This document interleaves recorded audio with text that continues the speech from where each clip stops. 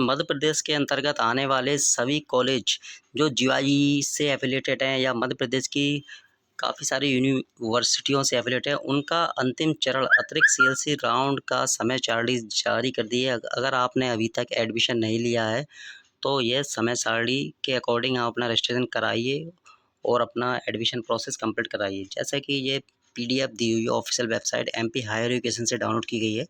इसमें दिया गया है अतिरिक्त सीएलसी राउंड की समय सारणी महाविद्यालय चयन महत्वपूर्ण निर्देश। जिन अभ्यर्थियों के सीएलसी 1 राउंड में प्रवेश प्रस्तावित ऑफर प्राप्त हुआ था, किंतु उन्होंने निर्धारित समय सीमा के भीतर प्रवेश पेमेंट जमा नहीं किया, उनकी प्रस्तावित ऑफर्स चॉइस स्वतः ही निरस्त हो जाएगी। यानी कि आपको जो कॉलेज मिला था पहले राउंड में, अगर आपने उसमें फ़ीस नहीं भरी तो आपका रजिस्ट्रेशन है वो और कॉलेज जो अलॉट हुआ है वो ऑटोमेटिक कैंसिल हो जाएगा। और जिन अभ्यर्थियों का सीएलसी राउंड में पसंदीदा प्रस्ताव ऑफर नहीं हुआ, वे सभी कॉलेज पसंदीदा यथावत रहेंगे। तो जिन अभ्यर्थी को अतिरिक्त सीएलसी राउंड में प्रवेश प्रस्तावित ऑफर प्राप्त होगा, यदि वे निर्धारित समय के अंतर्गत शुल्क जमा नहीं करते, तो उनका ऑफर स्वतः ही ब्लॉक कर दिया जाएगा और निरस्त कर दिया जाएगा। इसके पश्चात वे निर्धारित समय के अंदर ऑफर चॉइस पुनः रीचॉइस नहीं कर सकेंगे।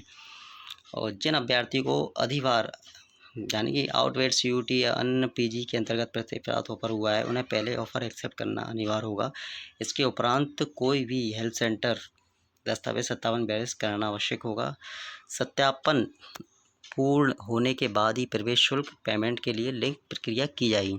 यानी कि जो राउंड चालू हुआ है या सीएलसी अतिरिक्त राउंड, इसमें आपको रजिस्ट्रेशन करना है। रजिस्ट्रेशन करने के बाद आपको वेरिफिकेशन ऑटोमेटिक ऊपर से हो जाएगा। उसके बाद एक कॉलेज अलॉट हुआ, कॉलेज आपको एक्सेप्ट करना है। ऐसे आप मल्टीपल चॉइस डालते हो तो उसमें से अगर मल्टीपल मिलती हैं तो किसी एक को एक्सेप्ट करके उसका अलॉटमेंट जारी किया जाएगा, उसे हेल्प सेंटर द्वारा वेरीफाई किया जाएगा। उसके बाद पेमेंट का लिंक सक्रिय होगा, फिर आपको पेमेंट करना है। पेमेंट करने के बाद ये ऑफ़र ये डेट दी हुई है, इन डेट के अंतर्गत ही आपको पेमेंट करना है।